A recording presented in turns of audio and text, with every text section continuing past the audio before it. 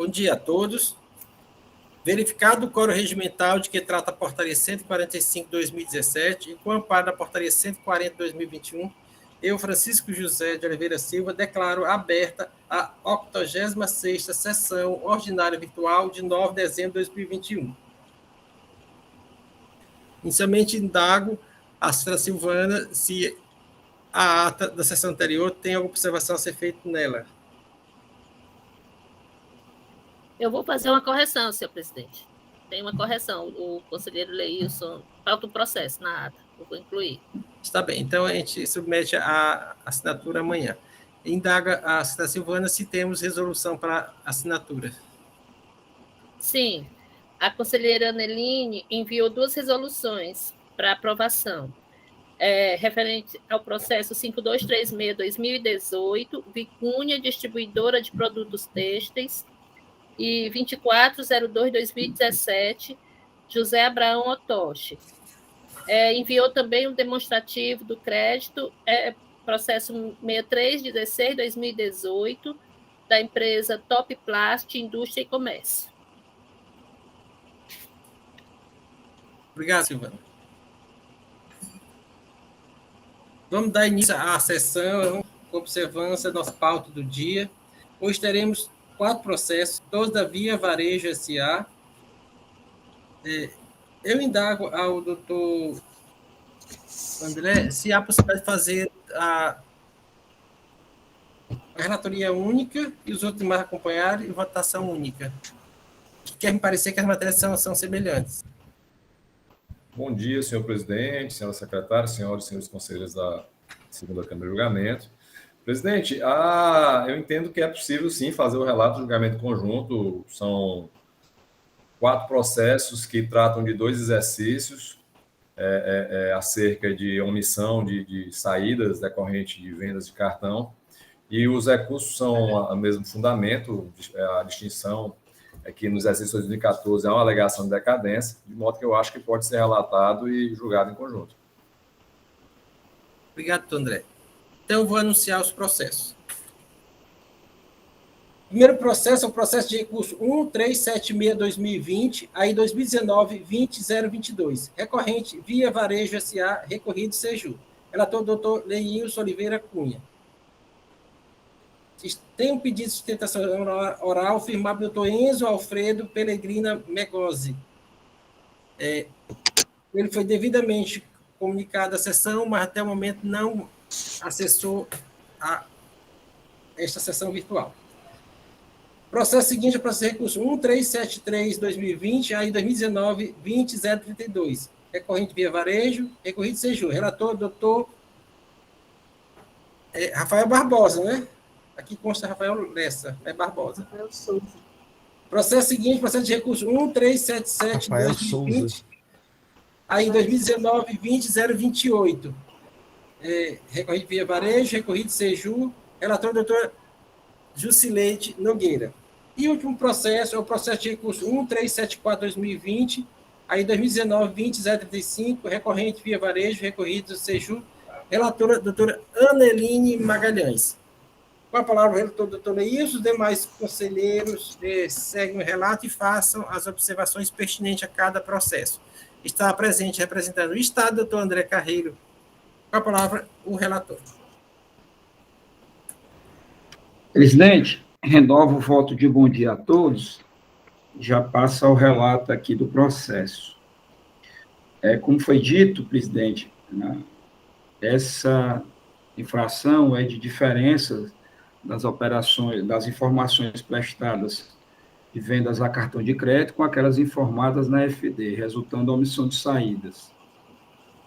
O auto de infração cobrou, neste caso aqui, exercício de 2014, em operações tributadas normalmente, então cobrou imposto no valor de R$ 361.052,35 e a multa de R$ 637.151,21, tendo como artigos infringidos 127 e 176A do Regulamento do ICMS, penalidade fixada nos termos do artigo 123, 3B, da Lei 2.670/96, alterado pela Lei 16.258/2017.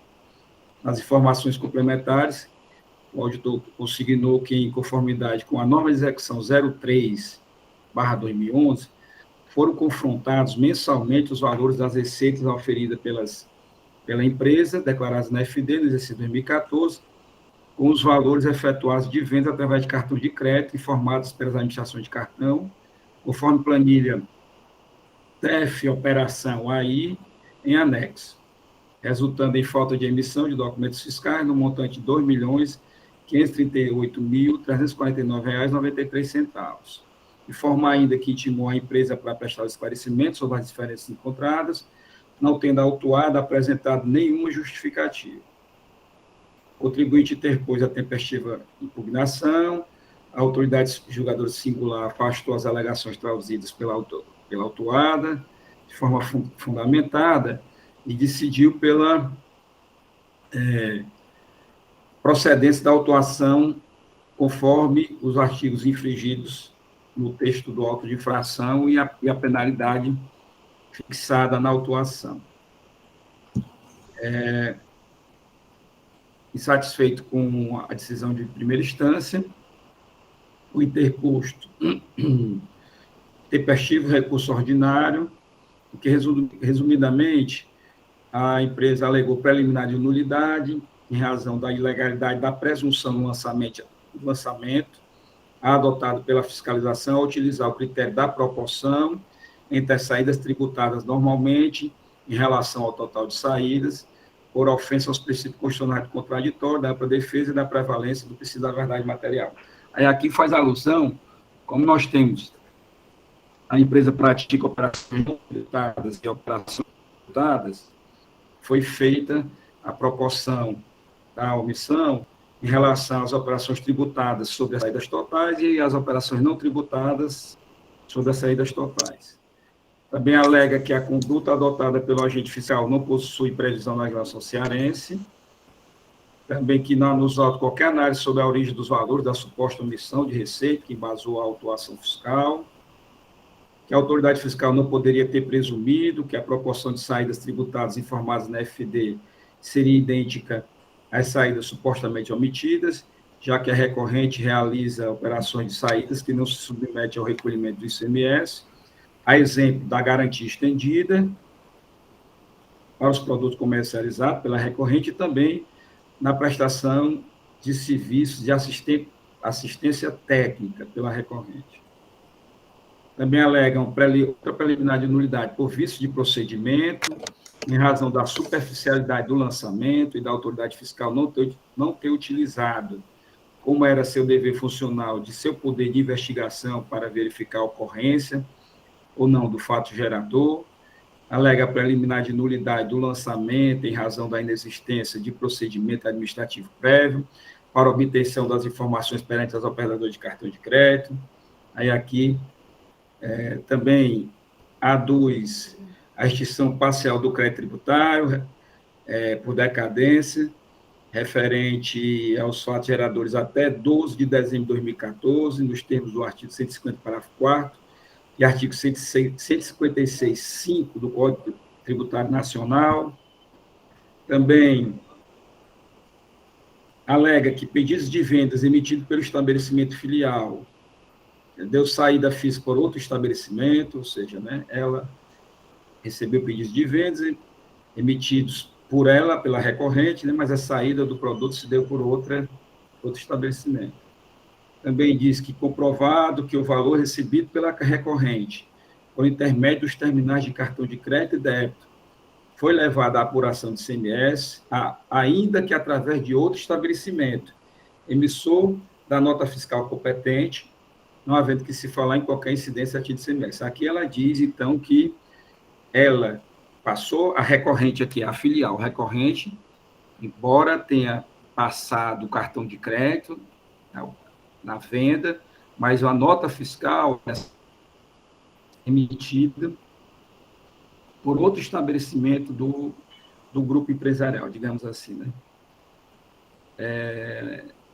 por isso que não haveria que se falar mais em incidência a título de ICMS, porque teria sido devido o ICMS por aquele estabelecimento que emitiu a nota fiscal. Também alega invalidade da multa aplicada por ofensas aos princípios da razoabilidade, proporcionalidade e vedação de confisco.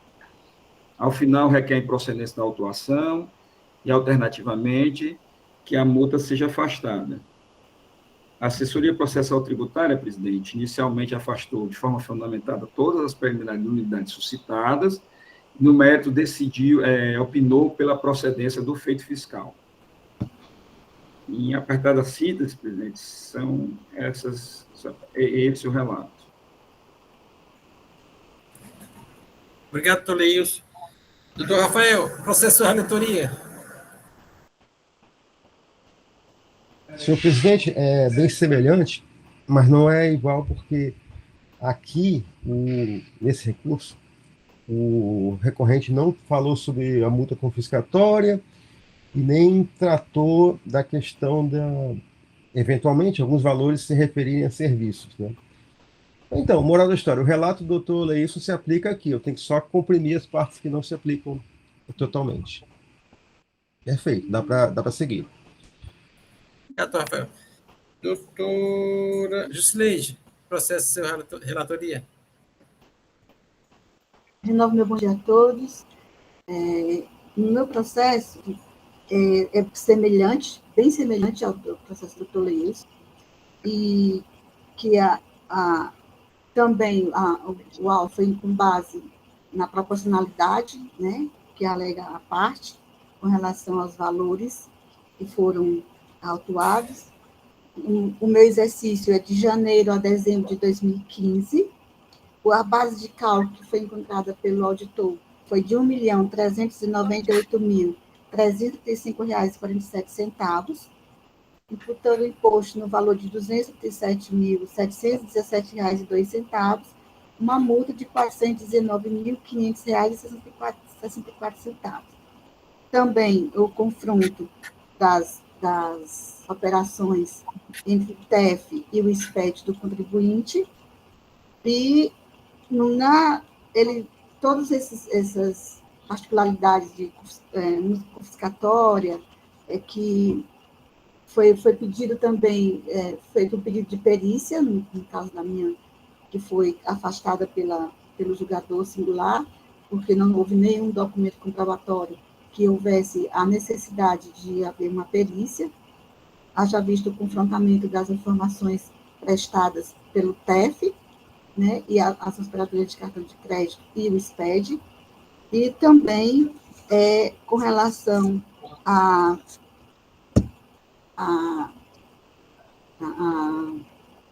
o mérito, no meu processo eles alegam a nulidade, né, a nulidade do auto de infração. Eles se reportam praticamente com essa condição de nulidade do processo ou vícios materiais, né, pelo auditor. Então, são essas considerações, senhor presidente. Muito obrigada. Obrigado, doutora Jusileide. Doutora Aneline, processo de sua relatoria. Bom dia a todos. Presidente, o meu processo é basicamente ipsiliteris, o processo já relatado pelo conselheiro Leilson, né? Trata-se também do confronto TF-FD do exercício de 2015, janeiro a dezembro. Trata também a questão da proporcionalidade, que foi questionada pelo contribuinte, os pedidos de nulidade, de invalidade.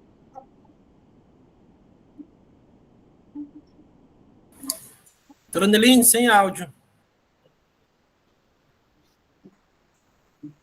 Doutora Aneline, está sem áudio. Do lançamento, pela questão da materialidade, o relato para esse processo.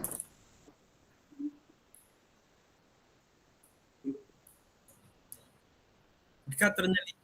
Doutor Rafael, o senhor quer fazer alguma observação?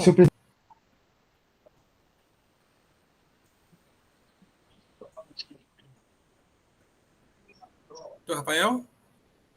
Sem áudio. Meu Deus, desculpe. Só uma coisa que eu esqueci de explicar. O meu processo é desse 2014 e ele trata das operações não tributadas. Então, ele cobra só multa. O primeiro, relatado pelo doutor Leilson, cobra o imposto e multa porque se trata das operações tributadas. Vi aqui o processo final 35.6, trata também só da multa, porque é das não tributadas, e o 28.9/2015 é imposto e multa, operações tributadas só. Mas o relato se aplica, porque a base é a mesma, é a identificação de que o valor informado pelas administradoras de cartão de crédito foi superior ao declarado na EFD. Obrigado, doutor Rafael. Então, feitos os relatos e verificadas as particularidades de cada um, passo para o doutor André Carreiro.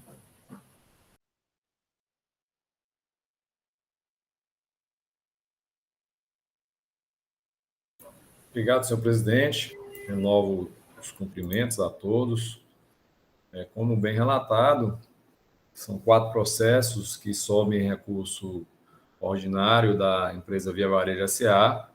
O primeiro processo relatado pelo doutor Leilson trata do recurso ordinário contra a decisão de procedência do auto de infração decorrente de imputação de falta de emissão de documentos fiscais em operações tributadas no exercício 2014, no montante de R$ 2.123.837,39, tendo sido lançado o imposto no valor de R$ 361.052,35, bem como a multa pelo descumprimento da obrigação tributária acessória pela não emissão do documento fiscal previsto no artigo 123, inciso 3, a linha B, item 1 da Lei 12.670, alterada pela Lei 16.258, multa essa no valor de R$ 637.151,21.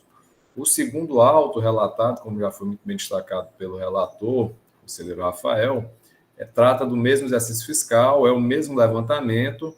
A diferenciação é porque, como foi feito os lançamentos referente a 2014 2015 com base na proporcionalidade das operações registradas na FD, o segundo auto relatado trata justamente das operações, da proporção das operações tidas por não tributadas, que representam a base de cálculo montante de R$ 414.512,54, tendo sido aplicada tão somente a multa pelo descumprimento da obrigação acessória previsto no artigo 123, inciso 3, da linha B, item 2 da Lei 12.670, alterada pela Lei 16.258. Primeira multa do primeiro auto corresponde a 30%, dessa 10%. Então, a multa de valor de R$ 41.451,25. A mesma situação, ela também se dá dos 2 autos de fração seguintes nos recursos, né? O terceiro auto relatado pela doutora Jusileide, ela trata do exercício 2015, das operações tributadas, tendo por base de cálculo montante de R$ 1.398.335,47, tendo sido, nesse caso, das operações tributadas, lançado o imposto no valor de R$ 237.717,06, e também a multa pelo descumprimento da obrigação acessória do 123, 3B, item 1, com a redação da Lei 16.258, 2017, no valor de R$ 419.500,64. Por fim, o quarto auto, relatado pela doutora Aneline, salvo engano, né, que está constando do doutor Wanda, mas foi a doutora Aneline, também ao exercício 2015, a base de cálculo referente às operações não tributadas, a base de cálculo foi de R$ 949.440,107, e foi lançado, por ser operações não tributadas, apenas o imposto pelo descumprimento da obrigação tributária acessória, com base no 123, 3B, item 2, multa de 10% no valor de R$ 94.944,06. Os processos eles são bastante semelhantes, como vimos nos relatos. A diferença substancial é em relação aos de 2014, eles têm alegação de decadência. Os apenas de operações não tributadas, que foi aplicada só multa, não houve alegação de caráter confiscatório da multa, mas essencialmente os processos são similares, assim como os recursos. E como a gente verifica das informações complementares dos autos de infração, com base na escrituração fiscal digital do contribuinte, nos arquivos eletrônicos disponibilizados pelos sistemas corporativos do fisco, foram confrontados mensalmente os valores das receitas auferidas pela empresa declaradas no seu SPED, né, no seu SPED fiscal, no exercício fiscalizado, com os valores das vendas efetuadas através de cartão de crédito ou débito informados pelas administradoras através do TEF, Transferência Eletrônica de Fundos.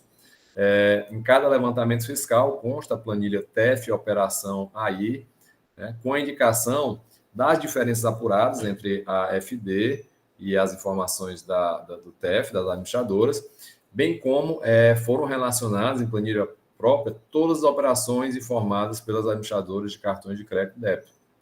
Em relação ao primeiro e o segundo auto de infração, foi identificada uma diferença no montante de R$ 2.538.349,93, que indica a venda sem omissão do documento fiscal, e verificou-se que, como a empresa trabalha com produtos sujeitos à tributação normal e por substituição tributária, com base nas informações declaradas na FD, fazendo a razão entre o valor total das saídas e o valor total das operações tributadas pelo ICMS, chegou-se à proporção que embasou os lançamentos.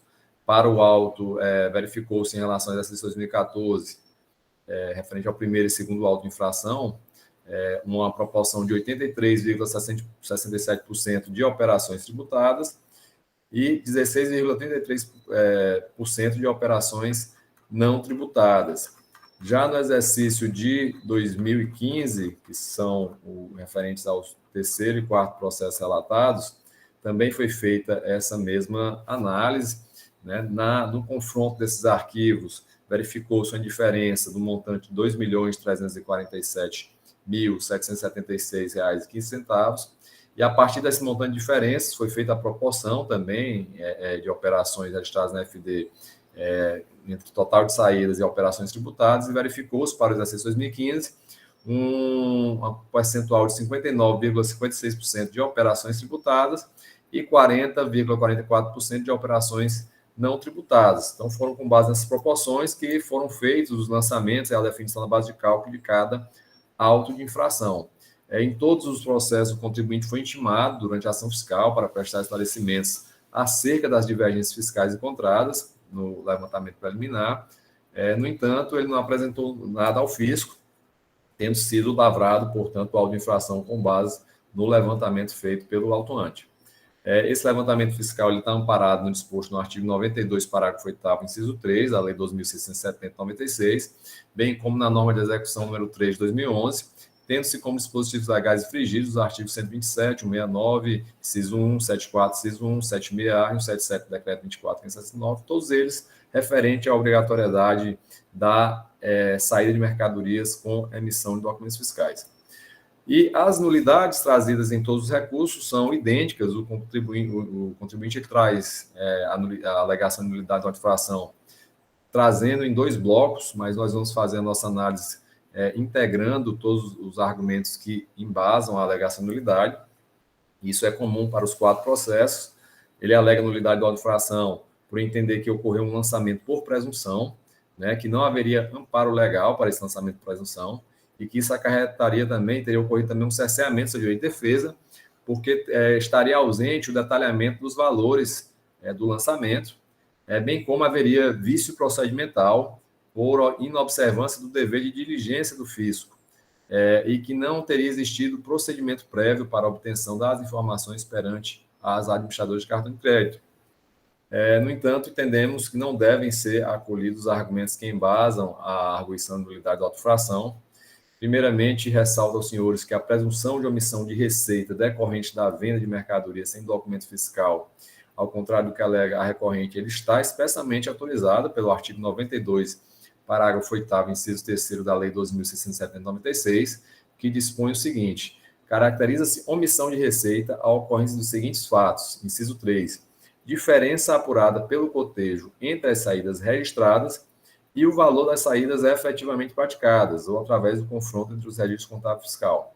Então, esse dispositivo já deixa claramente indicado que é possível, sim, fazer esse cruzamento de informações das administradoras com a escrituração fiscal do contribuinte e verificar as diferenças que, por presunção legal, induzem à omissão de receita decorrente da venda de mercadoria sem documento fiscal.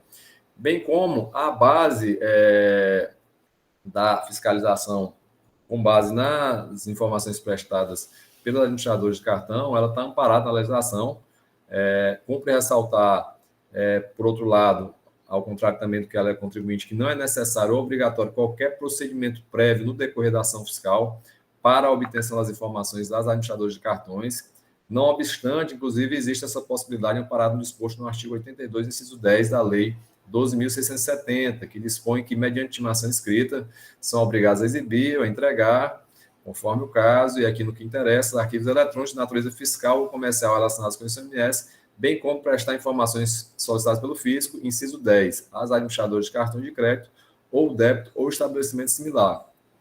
E a gente reforça a desnecessidade disso, porque, ao mesmo tempo que há essa possibilidade, a própria legislação já dispõe no seu artigo 82A da referida lei 12.670, ela já prevê como uma obrigação periódica e permanente para as administradoras de cartão de crédito ou débito a obrigação de prestar informações ao fisco, e essas informações elas são prestadas mensalmente e compõem uma base de dados que são integrados aos sistemas corporativos e disponibilizados para a auditoria fiscal. Isso está disposto no artigo 82A, como a gente já falou, que diz o seguinte: sem prejuízo do disposto no inciso 10 do artigo 82, as administradoras de cartões de crédito ou débito ou estabelecimento similar ficam obrigados a fornecer à Secretaria de Fazenda do Estado, nas condições previstas em regulamento específico, as informações sobre as operações e prestações realizadas pelos estabelecimentos de contribuintes cujos pagamentos sejam feitos por meio do seu sistema de crédito, débito ou similares.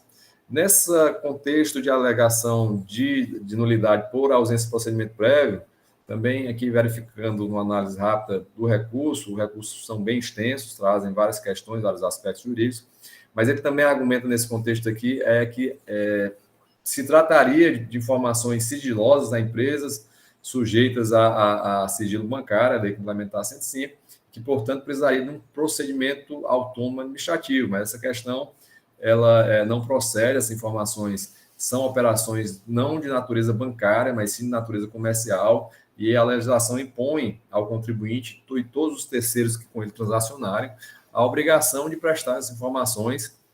Isso é amparado em convênio firmado no âmbito do CONFAS, bem como na esfera federal existe legislação também prevendo a questão que não se discute mais, é uma discussão já superada há muito tempo, de modo que também esses argumentos não trazem qualquer benefício ao contribuinte no sentido de demonstrar qualquer nulidade de uma infração, a qual ainda existe.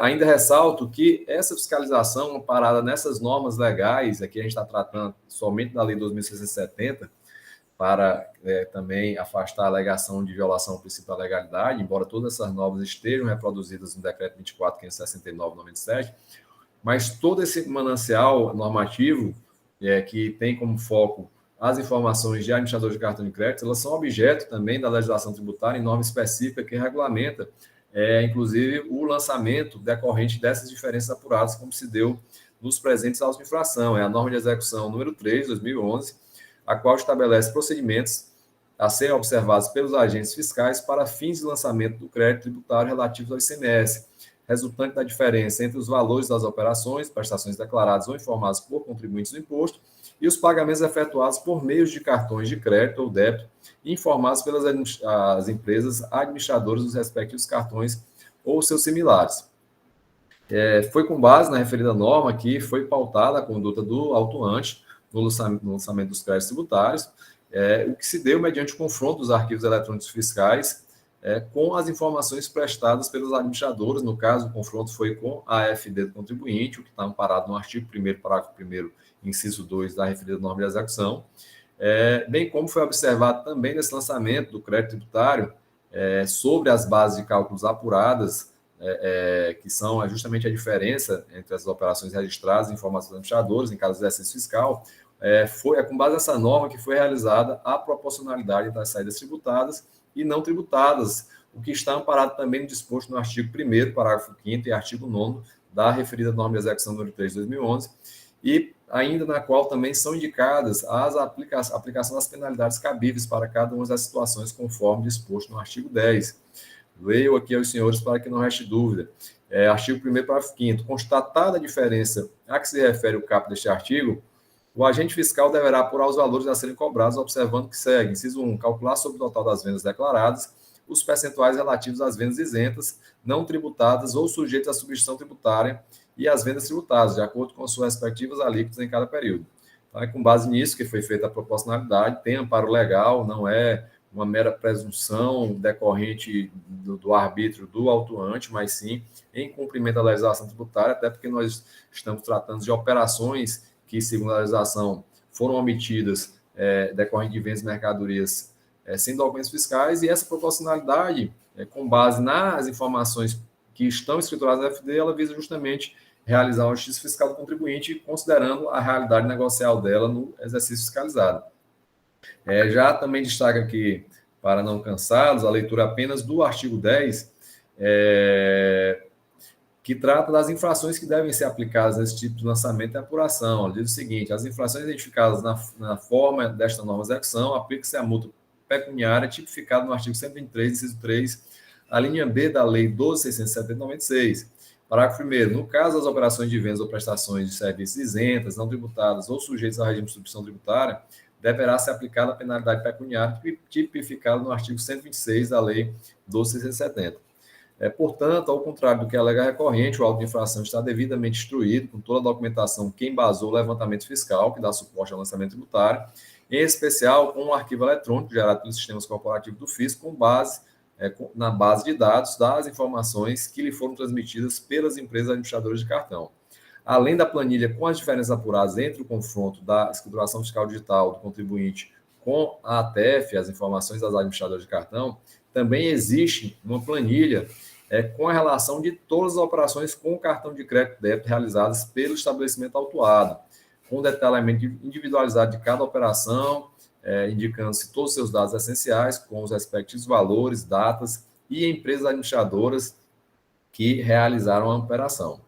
Estas informações são plenamente disponíveis ao contribuinte, até porque, por força dos contratos firmados pela autuada com estas empresas administradoras, é assegurado seu controle gerencial dessas operações, até porque as vendas informadas pelas empresas de cartões foram realizadas em equipamentos vinculados ao estabelecimento autuado. Por outro lado, a escrituração fiscal digital é informada pelo próprio contribuinte, também estando plenamente acessível a ele, portanto, sendo viabilizado o pleno confronto e análise dos dados que embasaram o lançamento para demonstração de eventuais equívocos ou inconsistências nesses dados.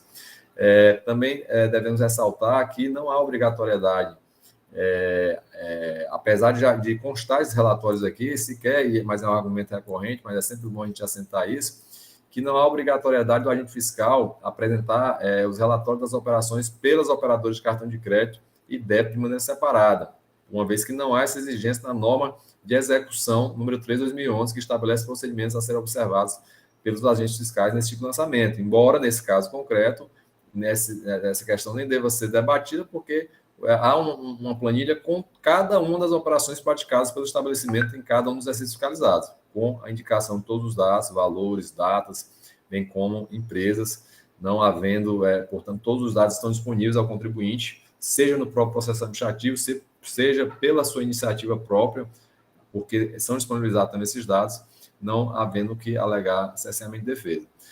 Por fim, o artigo 14, inciso 1 da norma de execução, autoriza o agente do fisco a juntar como prova do crédito tributário o arquivo eletrônico gerado, e é o que se deu no caso, a própria planilha com essa relação de documentos, bem como a planilha que fez o confronto entre a FD e o TF, e isso consta no auto de infração. Dito isso, e mostrando com clareza todos os elementos probatórios que constam nos autos e que permitem a ampla defesa do contribuinte, ainda que assim não fosse, ainda não se poderia olvidar o disposto no artigo 84, parágrafo 1º, 2º e 8º da Lei 15.614, 2014, os quais são expressos a disporem que as irregularidades ou omissões passíveis de correção não serão declaradas nulas. E aí, se fosse o caso, e não é, como já visto, poderia ser suprido qualquer equívoco ou arquivo que não tivesse sido juntado, caso fosse entendido que seja realmente necessário, isso poderia ser suprido por uma mera diligência para que fossem apresentados outros arquivos eletrônicos que se entendessem pertinentes à apuração. Sendo que, quando corrigida a irregularidade, e esse está disposto na redação desses dispositivos, quando corrigida a irregularidade ou provida a omissão, a dependendo dos atos subsequentes atingidos face à reabertura do prazo autuado para fins de pagamento com desconto previsto pela lavratura do auto de infração ou para apresentar impugnação, podendo a defesa que tenha sido interposta ser aditada, caso em que o aditamento será circunscrito ao tópico ou itens objeto da retificação. E, por fim, é o parágrafo 8º do artigo 504 que diz: nenhum ato deve ser declarado nulo se da nulidade não resultar prejuízo da defesa. Faço uma abordagem desses aspectos, mas ressalto que, no caso concreto, todos os arquivos, todas as operações, todas as informações que embasaram os lançamentos constam nos próprios processos administrativos, não sendo necessário sequer qualquer diligência para complementação da prova já existente nos autos. Portanto, no caso concreto, não houve nenhum prejuízo para a defesa do contribuinte, já que foram disponibilizadas todas as operações informadas pelas administradoras e confrontadas com a FD informada pelo próprio contribuinte. Tanto é verdade que o contribuinte, na sua defesa e recurso, ele faz a impugnação de maneira específica, traz, inclusive, exemplos que justificariam eventuais ajustes no levantamento fiscal e, portanto, no decorrente lançamento tributário, isso conforme autoriza o artigo 145 do Código Tributário Nacional. Todavia, ainda que eventualmente possa ser feito ou necessário fazer algum ajuste diante da informação trazida pelo contribuinte de maneira específica, corroborada em contraprova, tal fato por si só também não acarretaria a nulidade. Inclusive, devendo ressaltar que isso ocorre porque o contribuinte, ao ser intimado ante ação fiscal para se manifestar e justificar as diferenças, ele se manteve inerte, ele não apresentou qualquer informação ao fisco, né, justificando ou tentando indicar a origem das divergências encontradas entre as informações da escrituração fiscal do estabelecimento autuado com as informações das administradoras de cartão referente também ao estabelecimento autuado. Portanto, isso não acarreta qualquer nulidade. Assim, tendo o contribuinte plena possibilidade de confrontar o levantamento fiscal e sendo possível demonstrar eventuais equívocos nele cometidos mediante a conferência da documentação apresentada no auto de infração e com sua base de dados e controle de vendas e meio de pagamento, não há que se falar em cerceamento do direito de defesa. Apesar, como já foi dito, do contribuinte não ter atendido a intimação no decorrer da ação fiscal, de fato, a gente verifica na impugnação e nos recursos que ele trouxe por amostragem em sua defesa, tanto na impugnação quanto no recurso, e com base em prova documental anexada no corpo dessas próprias peças ou em anexo a elas, algumas situações em que, de fato, o estabelecimento autuado recebeu pagamentos através de cartão de crédito, e que indica que esse recebimento ele não decorre de uma operação sujeita a ICMS, como se dá no caso de venda de garantia estendida para os produtos por ela comercializados. Essa questão já foi muito debatida, já definida pela STJ desde 2015, que não incide o ICMS sobre essa parcela, ou não compõe a base de cálculo do ICMS, porque ela não se identifica com a hipótese de incidência de tributo, né? Ela é alheia ao fato gerador e consta elementos por amostragem que algumas operações se referem a isso, assim como em relação à prestação de serviços técnicos de assistência para os produtos comercializados pela empresa, sobre os quais também esses ingressos mediante cartão de crédito não incidiriam e não representariam operações sujeitas ao ICMS. Mas ressalto, mais uma vez, tal fato não invalida o auto de infração em decorrência da utilização da proporção na definição da base de cálculo do lançamento tributário, pois ela está autorizada tanto na Lei 2.670/96, bem como de maneira específica para a presente autuação na norma de execução 03/2011.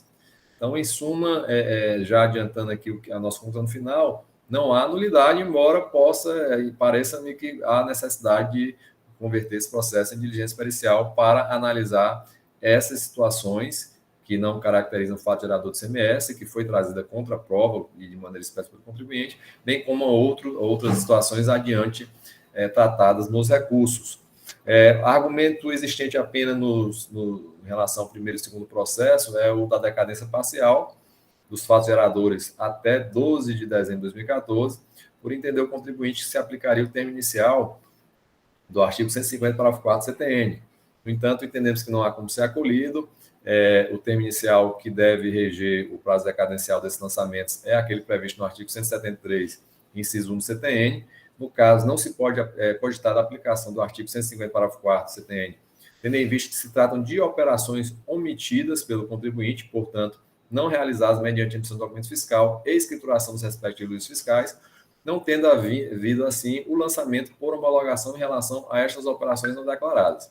Portanto, houve omissão no lançamento por homologação, conforme hipótese do artigo 149, inciso 5 do CTN, ensejando assim o lançamento de ofício, ao qual se aplica o termo inicial do artigo 173, inciso 1 do CTN, que diz que é a partir do primeiro dia do exercício seguinte. Por outro lado, também foi lançado tanto no primeiro auto de infração quanto no segundo, e o segundo só trata de multa por descumprimento de obrigação acessória. E isso também está amparado no disposto no artigo 149, inciso 6, do CTN, combinado com o artigo 113, parágrafo 3º, que trata das obrigações acessórias e da natureza principal do crédito tributário decorrente da multa pelo descumprimento da obrigação acessória. Portanto, não há que se cogitar de lançamento por homologação de penalidade. Então, com essas considerações, não resta dúvida que o termo início prazo decadencial quinquenal, ele rege pela regra 1731 do CTN a partir do primeiro dia do exercício seguinte, e, assim, para os fatos geradores referentes ao exercício 2014, que tratam o primeiro e o segundo auto de infração, somente decairiam em 31 de dezembro de 2019, e o auto de infração foi lavrado em 5 de dezembro de 2019, portanto, dentro do prazo decadencial. Aí o contribuinte, em alguns recursos, ele já trouxe a questão da garantia estendida como questão autônoma, que ele já tratou ali ao final da questão da nulidade, já adiantando nosso entendimento da necessidade de realizar uma diligência para fazer essa verificação e oportunizar o contribuinte a demonstrar todas as situações em que ocorreu essa situação nos exercícios fiscalizados, mas a principal defesa de mérito do contribuinte é com base no argumento de que houveram pedidos de vendas emitidos pelo estabelecimento autuado com saída física em outro estabelecimento com emissão de documento fiscal. E quanto a esse argumento, da mesma forma que se deu em relação aos ingressos que não se refeririam a vendas de mercadorias, especificamente valores recebidos em pagamento de garantia estendida ou na prestação de serviços de assistência técnica aos produtos comercializados, em relação a esse argumento da pedido de venda, entrega da mercadoria e emissão de documento fiscal para o estabelecimento, ele também trouxe para amostragem seu recurso situações em que o estabelecimento autuado recebeu pagamentos através de cartão de crédito e débito referente a pedido de vendas, comprovando o recebimento de valores pelo estabelecimento autuado, mas correspondente a mercadorias indicadas em documentos fiscais de operações de saídas, mercadorias realizadas por outros estabelecimentos, e também comprovando a escrituração desse documento fiscal na FD desse outro estabelecimento. Há uma correlação entre as descrições e entre os valores e registro, o que demonstra que, de fato, dentro desses valores, essa operação ela é bem recorrente. E, além disso, não se pode negar que essa realidade que o contribuinte declara no seu recurso, principalmente no caso das grandes redes varejistas, como é o caso da autuada, de fato a operação empresarial, e não há ilegalidade nisso, não há vedação na legislação tributária, se verifica que a circulação jurídica habitualmente ocorre dessa forma. A compra da mercadoria em algum estabelecimento, alguma loja física, mais a entrega desse produto e a saída, portanto, e a concretização do fato gerador se dá quando da saída de outro estabelecimento, geralmente centros de distribuições, né, o qual emite o documento fiscal e entrega a mercadoria. E, portanto, será nesse estabelecimento que entrega a mercadoria, no caso, por exemplo, sem distribuição, que deverá ser feita a escrituração da respectiva nota fiscal. Então, é preciso identificar essas situações, né, fazer o cruzamento com base na documentação fiscal, nos relatórios das fitas detalhes e demais relatórios financeiros da empresa, para demonstrar efetivamente a quais pagamentos se referem a vendas de mercadorias exclusivamente do estabelecimento autuado e não meros ingressos de valores referentes a fatos geradores que foram praticados por outros estabelecimentos. E com base nesses exemplos trazidos, bem como outros que oportunamente deverão ser indicados pelo contribuinte quando da intimação para a perícia que iremos propor ao final, pode-se justificar eventuais ajustes no levantamento fiscal e, consequentemente, no lançamento tributário, com a alteração da base de cálculo, e, portanto, isso é autorizado no artigo 145 do CTN. Aqui é para isso que os órgãos de julgamento administrativo servem justamente para aperfeiçoar e alterar o lançamento até a condição definitiva do crédito tributário. Nos processos de 2014 e 2015, que além da multa foi lançado o imposto, o contribuinte, como foi destacado pelo conselheiro Rafael, ele traz a alegação de caráter confiscatório da multa, que no caso foram as multas de 30% sobre o valor da base de cálculo, das diferenças, mas não entendemos que a multa foi aplicada nos exatos limites da lei estadual, e nesse caso aplica-se a súmula 11 do Conselho de Recursos Tributários, recentemente aprovada, publicada no Diário Oficial do Estado em setembro de 2021, que dispõe que é vedado aos órgãos de julgamento do CONAT afastar ou reduzir multa sugerida em auto-infração sob o fundamento de apresentar natureza confiscatória por implicar indevido controle difuso de constitucionalidade da Lei 2.670/96. Caminhando para o fim, é uma exposição extensa, mas por isso que eu quis fazer logo de maneira conjunta, que já contempla todas as situações. Ressalto que, tanto em relação ao exercício 2014 e 2015, trouxe exemplos diversos, com valores diversos, com documentos diversos, isso por amostragem. Então, portanto, entendemos que deve ser a perícia, deve ser convertido o processo de perícia, mas destaco ainda que, em relação à penalidade, isso talvez, se for aprovada a perícia, vá ficar por uma discussão no retorno desse processo, deve ser aplicado ao lançamento as regras vigentes à época do faturador, né, regendo-se esse lançamento pela legislação então vigente, e isso está disposto no artigo 144 do CTN. Então, faça apenas os registros que as penalidades indicadas no auto-infração confirmada na sentença, elas devem ser ajustadas apenas no que toca ao seu fundamento legal, né, já que não são mais benéficas ao contribuinte, portanto, não devem ser aplicadas de maneira retroativa com as alterações da Lei 16.058, pois não se enquadram nas hipóteses do artigo 106 do CTN. Inclusive, a própria norma de execução, como já foi lido, ela prevê de maneira específica a penalidade a ser aplicada em cada caso. E, no caso, entendemos que, para os autos que lançam imposto, no caso, o primeiro e o terceiro, deve ser indicada como fundamento legal o 123.3b da Lei 12.670, com a redação vigente à época aos fatos, que são os mesmos 30% previstos atualmente no item 1. Né? Já em relação os autos que lançam apenas a penalidade, ao invés da indicação de fundamento legal do 123.3b, item 2, deve ser indicado o 123.3b cumulado com o artigo 126, mas ambos prevêem apenas 10%, a mesma penalidade de 10%. Então, isso é importante que seja indicado o fundamento legal, embora não haja alteração da penalidade.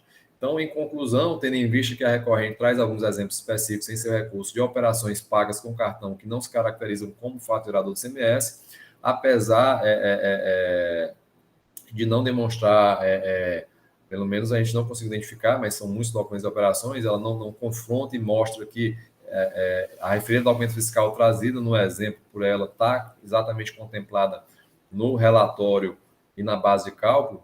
É necessário fazer essa análise, esse confronto e oportunizar o contribuinte, indicar outras situações que estejam contempladas no lançamento fiscal, com base no princípio da verdade material, né, de modo que entendemos que é necessária a realização de diligência pericial para esclarecimentos desses fatos, aperfeiçoando o lançamento tributário. A empresa, como afirmado, trouxe a contraprova por amostragem e deve ser oportunizada ela trazer de maneira ampla e com base com auxílio da célula de perícia, ser feita essa análise. Então, a PGS manifesta pelo afastamento das preliminares, de nulidade do auto-infração, e no exame do mérito, ela opina pela conversão do processo em perícia, oportunizando ao contribuinte a comprovação de que parte das receitas realizadas através de cartão não dizem respeito a operações sujeitas ao ICMS, bem como, que é o caso lá da venda de garantia estendida e prestação de serviço de assistência técnica, bem como que sejam verificadas quais receitas realizadas através de cartão se referem a pedidos de vendas de mercadorias entregues por outros estabelecimentos da empresa, mediante a apresentação de documentação fiscal, contábil, financeira idônea, procedendo seus devidos ajustes, se for o caso, para verificação se ainda persistirá a diferença caracterizadora da omissão de receita decorrente da venda de mercadorias sem a omissão do documento fiscal. contribuinte ele não pede essa perícia, mas entendemos que, com base nos argumentos, ele traz essa argumentação mais com o propósito de invalidar o lançamento, mas me parece que, pelo que foi trazido de maneira específica, merece, sim, essa análise, e eu acho que só pode ser julgado esse processo depois de esclarecido esses fatos, só ressaltando mais uma vez que isso ocorre, isso não caracteriza nenhuma omissão ou falha do autuante. Na realidade, o autuante diligenciou durante a ação fiscal intimando o contribuinte para se manifestar, justificar, e o contribuinte simplesmente ignorou e trouxe essas justificativas de maneira específica apenas no processo, portanto, cabendo a conversão do julgamento dos processos em perícia. Senhor presidente, senhores conselheiros, peço desculpa pela extensão da exposição, mas, em síntese, são as considerações da Procuradoria. Obrigado. Obrigado, André. A sua fala contemplou, acho que, todos os pontos do processo, vai ajudar bastante os debates. Com a palavra, os relatores. Doutor Leilson, quer falar? Presidente, eu acho que boa parte do que ia falar em relação às preliminares e nulidades, acho que foram afastadas aí os argumentos muito apropriados do doutor André. E só para citar essa questão dessas preliminares, nós temos até já a jurisprudência da Câmara, são resoluções minhas, a 21/2019 e a 110/2019, que tratam dessa questão da presunção, que não é presunção, já que tem previsão legal para fazer essas proporcionalidades, né, como foi colocado pelo doutor André, na norma de execução 03/2011.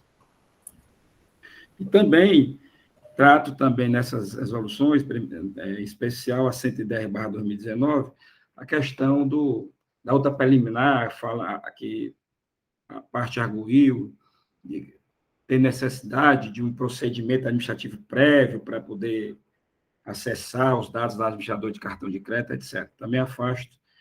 Eu trago até nessa resolução julgamentos do STF, quando declarou a constitucionalidade do dispositivo, acho que o artigo 5º, o artigo 6º, da Lei Complementar 105/2001.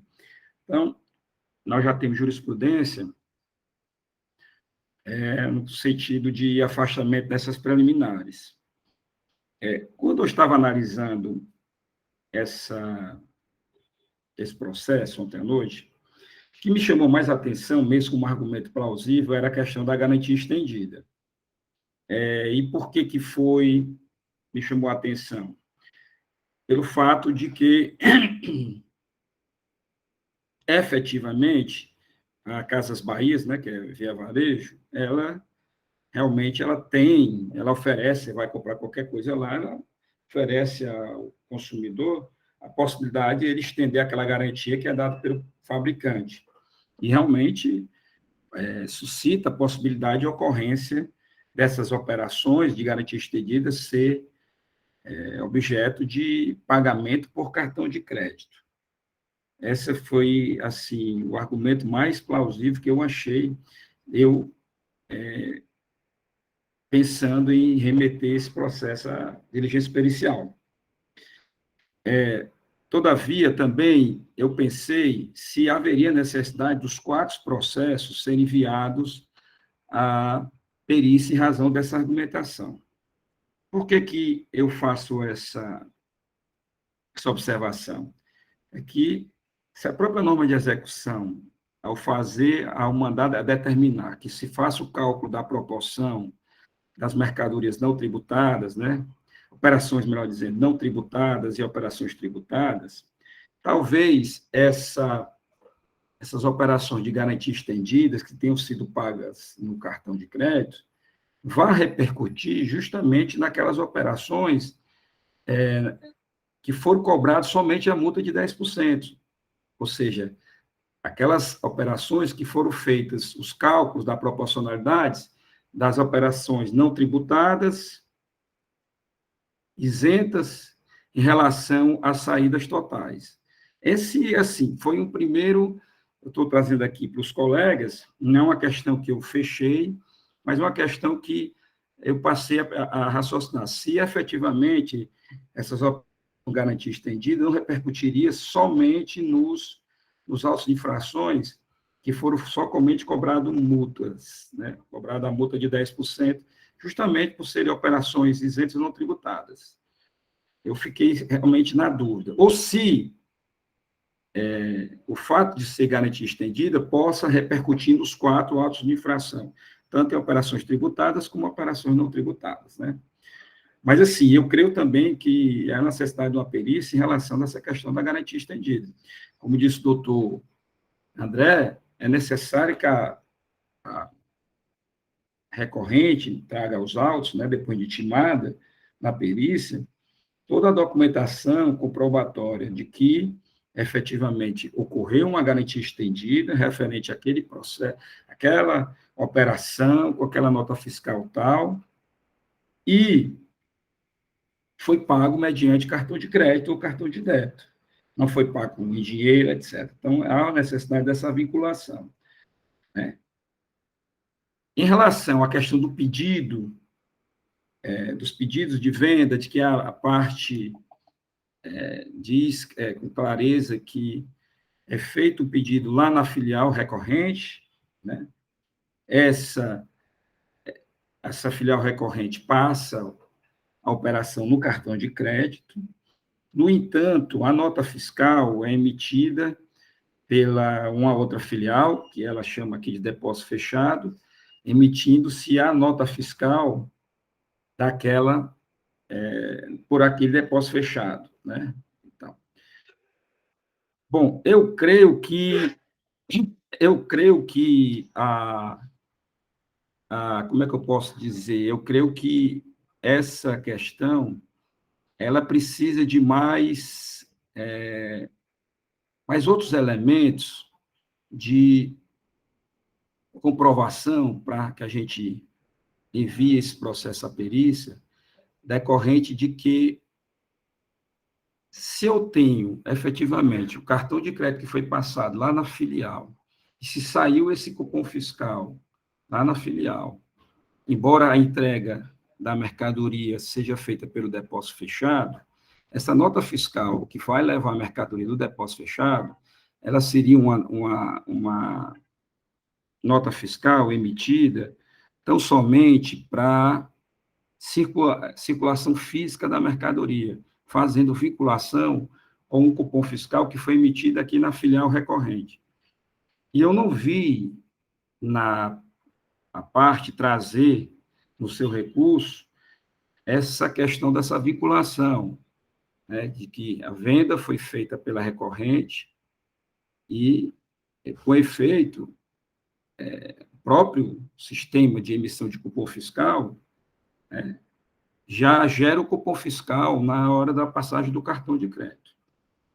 Bom, eu creio que, nesse caso, não sei se seria possível a gente remeter para a diligência, porque não, para a diligência e perícia, porque a parte não trouxe nenhuma vinculação, nenhum argumento de que essa nota fiscal que teria sido emitida lá vou chamar de depósito, mas tampouco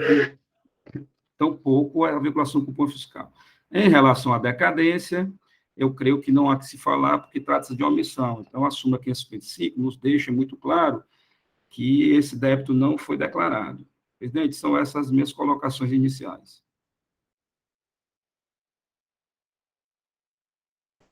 Obrigado, doutor Leilson. Doutora Jusileide, com a palavra.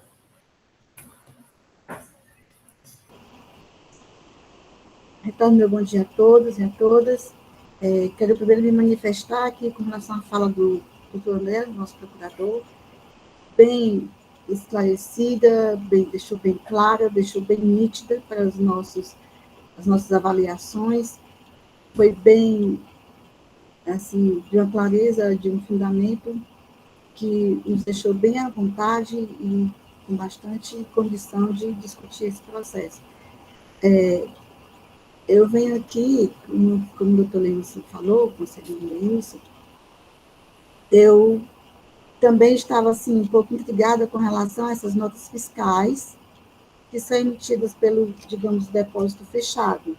O cupom fiscal sai na matriz e a mercadoria, ela sai lá pelo depósito fechado, fisicamente, e aí a emissão da nota fiscal.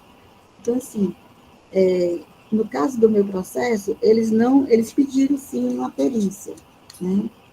Foi pedida uma perícia, que foi decidida pelo julgador singular, mas que se é de para fazer um julgamento, digamos assim, com melhor avaliação, seria bastante interessante que esse procedimento fosse acatado, né? De ver essa vinculação, se realmente existe essa vinculação do cupom fiscal na hora da emissão da venda com a efetiva emissão do produto saindo do depósito. Então, era essa meu último, assim, que estava ainda assim, me intrigando um pouco com relação para fazer esse julgamento desse processo. Então, eu agradeço ao presidente e aos seus conselheiros pela minha fala. Muito obrigada. Sim, quanto à nulidade, foi pedido, no meu processo foi pedido como mérito, eu já também me manifesto como afastada essa condição de nulidade, visto que foi feito um trabalho pelo auditor com muita precisão, muita clareza, no confrontamento dos TEFs com os créditos do contribuinte. Obrigada, senhor presidente. Obrigado, Jusceide. A relatora Elineide.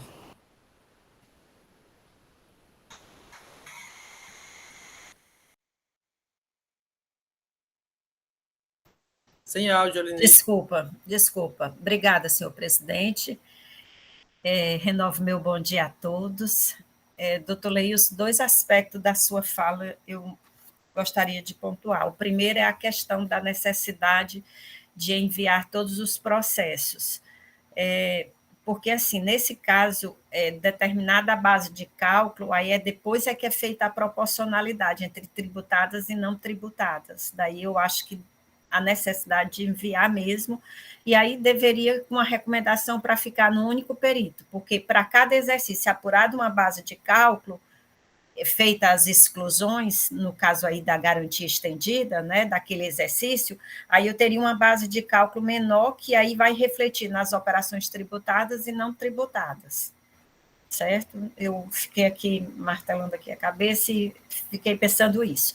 O outro aspecto que o senhor tocou, e aí eu também concordo plenamente com o que o senhor fala, é a questão da vinculação do cupom fiscal, de uma nota fiscal emitida por uma filial e a mercadoria entregue pelo depósito fechado. A gente tem tido essa alegação em várias empresas, outras empresas, mas é bom a gente verificar isso. O depósito fechado entregou aquela mercadoria referente àquele pedido ou aquele cupom fiscal e fazer essa vinculação. Porque senão, a operação correta seria fazer o triângulo das notas, mas se não fez, pelo menos a indicação no campo, observação, porque sem isso a gente não tem como atestar que aquela mercadoria saída por aquela nota refere-se àquele cupom fiscal ou àquela venda efetuada por aquele cartão de crédito. Só esses 2 aspectos. Obrigada. Obrigado, doutora Elineide. Doutor André, com a palavra. Presidente, só para esclarecer, a situação aqui, o doutor Leilson colocou que na sua fala que em relação ao pedido de venda, que o cupom fiscal seria emitido no estabelecimento autuado. Na realidade, aqui não é aquela operação, e existe essa operação de venda para entrega futura. E eu não conheço na legislação estadual nenhuma norma que obrigue a empresa a adotar essa sistemática. De fato, ela poderia emitir a nota fiscal de simples faturamento e depois, quando da saída dessa mercadoria do estabelecimento, emitir uma nota para circulação e de transferência para o estabelecimento de origem para poder fazer o fechamento, tanto na escrita fiscal quanto contábil. Mas não foi assim que ela opera, não é assim que, de fato, as grandes empresas operam, porque isso aumenta a logística, aumenta a burocracia fiscal. né? O que elas fazem realmente é receber um valor no estabelecimento e tratar, e de fato a saída da mercadoria, o fato gerador, ela ocorre só no outro estabelecimento, no depósito fechado, CD, e emite um único documento fiscal da saída do outro estabelecimento. E essa vinculação do processo, nos exemplos trazidos, tem. Ela traz uma fita detalhe do emissor com fiscal, mas é um documento não fiscal, atestando o pagamento, indicando o valor, a descrição da mercadoria. Por outro lado, traz a nota fiscal emitida pelo outro estabelecimento filial, centro de distribuição, com a descrição também da mercadoria e o valor, e mostra que esse documento fiscal está escriturado na FD do estabelecimento que deu saída na mercadoria, que realizou o fato gerador, e que, portanto, na minha compreensão, pelo menos nos exemplos trazidos, houve a vinculação, sim. Agora, não é aqui, não se trata, e não acho que ela não conheço nenhuma norma que impõe a esses grandes varejistas que todas as operações de venda sejam feitas nessa metodologia de venda para entrega futura. Então, de modo que eu acho que os exemplos trazem claramente essa vinculação e eles, como o próprio contribuinte diz, é por amostragem, isso vai ser oportunizado durante a perícia, ele indicar todas as demais situações em que isso ocorreu nas operações contempladas nos lançamentos tributários. Era só esse esclarecimento que eu gostaria de fazer. Obrigado, doutor André. Senhores, continua a discussão. Presidente, essas colocações, tanto da doutora Elineide como do doutor André, elas são muito pertinentes. A doutora Elineide, na questão visualizei o raciocínio dela, né? Exclusão dessas operações de garantia estendida resultaria numa base de cálculo, que a partir dessa base de cálculo é que se poderia fazer o cálculo da proporção. Aí, efetivamente, ela tem, digamos, repercussão nas 4 autuações. Em relação à questão do doutor André, também, apesar de, eu creio que para esse tipo de situação, doutor André, a empresa precisa de um regime especial, precisa pedir para que ela não pode, ao seu talante também, descumprir o que está na legislação. Se você vai entregar futuramente uma mercadoria e não na hora, a operação é de venda para entrega futura. É assim que está na nossa legislação. Ah, mas eu tenho a questão do custo, da logística e tal. Eu preciso fazer assim. Então, entra com pedido de regime especial. Nesse regime especial, são colocados como é que devem ser realizados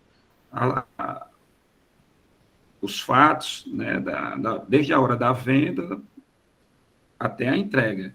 Não pode ficar fazendo sem ter nenhuma autorização, seja na lei, ou seja também em regime especial.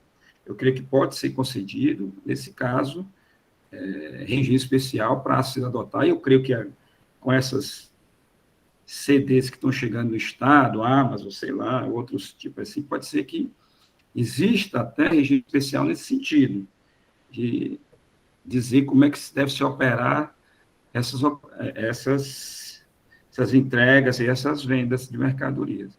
No entanto, também, como a parte trouxe uma possível vinculação dessa forma, desse procedimento, que, ao meu ver, é um procedimento irregular, embora que a parte o tenha feito, o fato dela fazer não significa dizer que ela esteja obedecendo à legislação.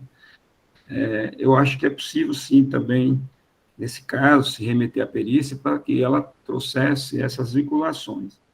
Mas, volto a dizer, é preciso autorização na lei ou autorização via regime especial para esse tipo de prática. Não pode, ao seu talante, e fazer da forma como acha que bem lhe aprouver. Obrigado, doutor. E o doutor André? Presidente, só para se contribuir mais esse debate, né, a decisão é dos conselheiros, me parece até que já está quase bem encaminhado para essa perícia, mas, doutor Leio, só fazendo um contraponto, aqui a operação clássica de operação para entrega futura, e os senhores auditores, me corrijam se eu estiver errado, seria da seguinte forma: a pessoa vai ao estabelecimento, compra a mercadoria, é emitida uma nota fiscal para simples faturamento. Essa mercadoria ela não tem estoque, ela vai solicitar do seu centro de distribuição ou de outra filial.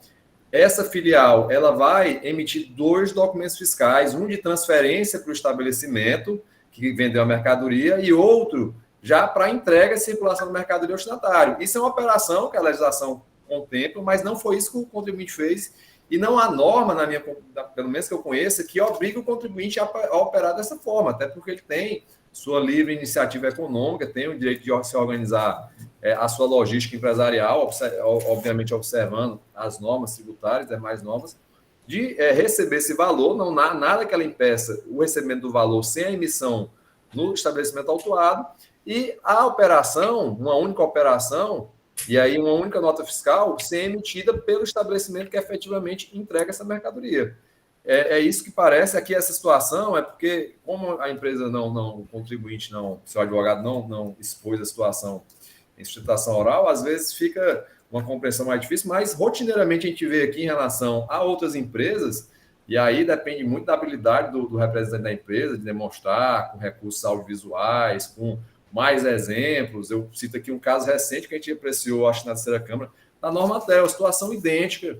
Venda de mercadoria na loja, só que materiais de construção, às vezes você não tem como comportar na loja, no estabelecimento, a quantidade de material, pisos, caixas d'água, é um volume muito grande, geralmente são lojas em locais estratégicos, cujo custo é muito alto, e a operação é justamente essa, você chega na loja, isso aí também é da realidade, você não recebe um documento fiscal ali, você recebe um recibo, um pedido de venda emitido, e aí sua mercadoria vai ser entregue a você com uma única nota fiscal do centro de distribuição.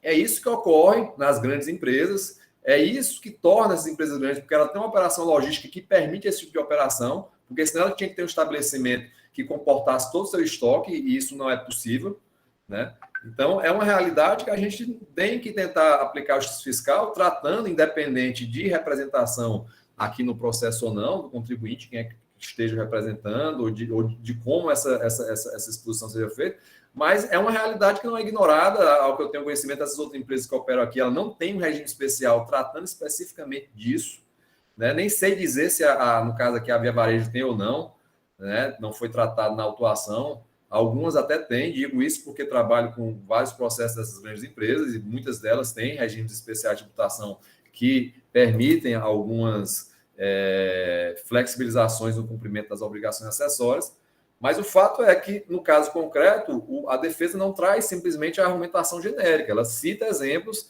que permitem, ou pelo menos tornam duvidosa a base de cálculo apurada, de modo que a perícia ela vai trazer mais luzes a esses fatos e permitir um adequado julgamento do lançamento tributário. Obrigado, doutor André. Doutora Enileide, tinha pedido a palavra? Obrigada. Doutor André, quando o senhor falou, eu lembrei exatamente desse caso, que nós também pegamos da empresa citada, né? No caso, eu acho que foi a Normatel, onde ela vende por uma filial, e aí ela entrega no centro de distribuição, e às vezes entrega até por outra filial. Aí eu estava aqui, né, relacionando os processos para ver como que a gente vai conseguir casar essas operações sem as notas fiscais. Como o senhor bem explicou, e como está no processo, realmente não existe, porque se existisse o triângulo de notas, estava tudo correto, não teria autuação, concorda? Porque emitir a nota aqui, vinha a nota fechando o estoque para cá e a entrega para o consumidor final. Mas não ocorre isso.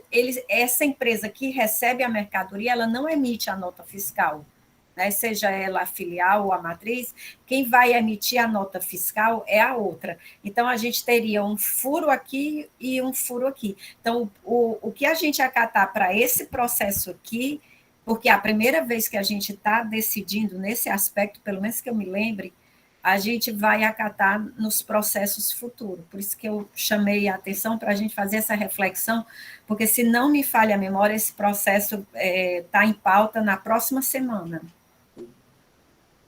E aí eu agradeço. Então, seria o entendimento de que eu recebo o dinheiro aqui, eu estou entregando por essa empresa aqui, e aí eu tenho só que fechar os dados dessa venda com dessa daqui, e eu acato. para excluir da base de cálculo da empresa que recebeu o valor financeiro. Obrigado, doutora Neide. Mais debates? Eu creio que todo mundo já exauriu o tema. Acho que tem essa conversão, esse direcionamento para a perícia. Mas antes de votar a perícia, vamos votar as preliminares de nulidades citadas pela parte. Tranquilo? E decadência também. Doutor Leís, conseguiu numerar cada um dos pedidos de nulidade ou tem por Presidente. Presunção? Os três pedidos de preliminar de nulidades, o primeiro é preliminar de nulidade em razão da ilegalidade da presunção no lançamento. O outro é cessamento de direito de defesa e o outro é ausência de procedimento prévio, não é isso? Não, esse de presunção em razão de ter utilizado o critério da proporção. Certo. O segundo, a segunda preliminar de nulidade por vício no procedimento em razão da superficialidade do lançamento. Ou seja, por ter utilizado, ele se confunde muito com o primeiro, por ter utilizado do cruzamento e da proporção, tá? Do cruzamento lá do DFD com administrador de cartão de crédito e a proporção. Se confunde muito com o primeiro, tá? E o último é a última preliminar de nulidade do lançamento em razão de inexistência de procedimento administrativo prévio para a obtenção das informações das administradoras de cartão de crédito. Ele acha que deveria ter, questão do sigilo bancário, né? Que deveria ter um procedimento prévio para que os fiscos pudessem utilizar essas informações trazidas pelas administradoras de cartão de crédito. Então, senhores, esses três pedidos de nulidades, esses três pedidos são comuns a todos os 4 processos, não é isso? Então, eu vou colher o voto dos relatores, um voto só para englobando os 3 pedidos. Com relação a esses pedidos de nulidade, doutor Leísio, como vota? Presidente, eu os afasto, tendo em vista que há previsão legal para a utilização do cruzamento da FD com os valores informados pelo administrador de cartão de crédito, inclusive várias decisões do CONAT também. Também afasta outra preliminar, a questão da superficialidade do lançamento, em razão de que há previsão também na própria norma de execução 03/2011, no próprio artigo 92, parágrafo 8º, o inciso, acho que é o 3º também da Lei 2670/93, e, por último, afasto também a preliminar de nulidade da necessidade de ter um procedimento prévio para se acessar essas informações da administradora de cartão de crédito, para se utilizar nos procedimentos de fiscalização, em razão da própria Lei Complementar 105, que foi julgada constitucional, né? E na previsão, na nossa legislação estadual, que também já tem previsão legal das administradoras de cartão de crédito fazer essas informações mensais das operações dos contribuintes de vendas a cartão de crédito. Ou seja, todas têm previsão legal, no sentido de, em razão do princípio da legalidade, que devam ser afastadas essas 3 preliminares de nulidades. Obrigado, doutor Rafael Souza, com essas preliminares de nulidade, como vota? Senhor presidente, eu acompanho o relator e dando aqui um elogio pela sistematicidade do raciocínio, bem claro aqui para nós. Acompanho o relator. Doutora Jusileide. Acompanho o relator, senhor presidente. Muito sistemático para o nosso processo. Doutora Aneline. Acompanho o relator, presidente. E esse voto também vale para o seu, tá certo? Sim, sim. Para não ser repetitivo, acho que os fundamentos foram bem discutidos, desde a manifestação da Procuradoria, até trazido aqui pelo conselheiro Leio, fundamentações legais,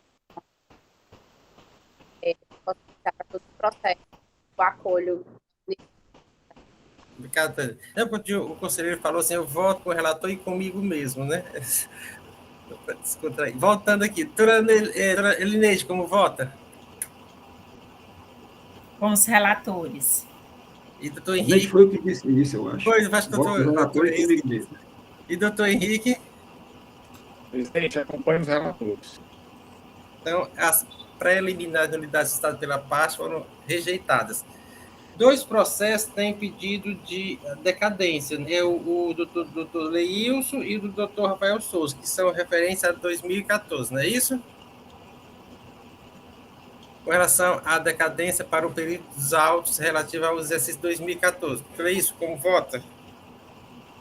Gente, eu afasto pratos de omissão, né? Portanto, esses débitos não foram declarados, esses documentos fiscais não foram declarados. Por isso que eu afasto os termos da súmula 555 do STJ, com base no artigo 149, segundo, quarto e sexto do CTN, combinado com o artigo 173.1. Doutor Rafael. Senhor presidente, pedindo vênia ao eminente relator, eu entendo que aplica-se a regra do artigo 150, parágrafo 4º, os termos da súmula 555 do STJ, porque houve uma apuração do imposto e a determinação do saldo a pagar. É como voto. Então, começar o voto. Doutor Neline, como vota? E agora são 2 relatores, né? São só os 2. Com o voto do conselheiro Leio. Afasta a decadência, é isso? Doutora Jusileide? Senhor presidente, como foi bem esclarecido pelo doutor Nilson, como não houve o recolhimento do imposto, né, a falta de recolhimento do imposto, e foi bem manifestado pela doutora Procuradoria, eu tenho que me reportar ao nosso conselheiro Rafael, ser divergente dele, vou me afastar ao voto do doutor Leilson.